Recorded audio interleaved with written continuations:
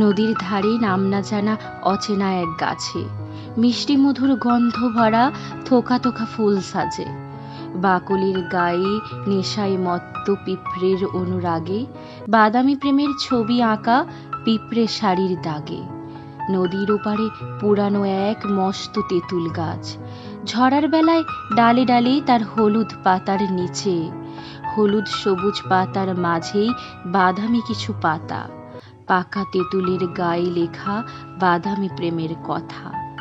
ঘরের চালে রোজই আসে দুইটি শালিক পাখি, রোজ সকালে যাদের ছবি চোখে সাজিয়ে রাখি।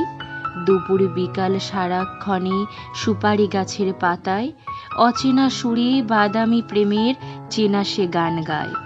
দিবা স্বপ্নে দিলাম পারি, যেদিন সুন্দরীর ওই বনে বাদামি রঙের একটি হরিণ চড়ছিল আনমনে। খুঁড়ের আঘাতে থেতো করে সে সবুজ দুর্ভাগাস আমার স্বপ্নে এনেছিল এক বাদামি প্রেমের ত্রাস।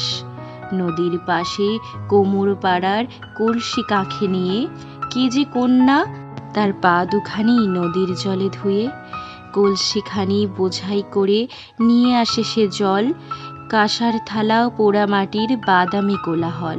সে যেন এলো আমার স্বপ্নে, বাদামি রঙের চুল, তার বাদামি চোখে ডুবে আমি করেছি একই ভুল।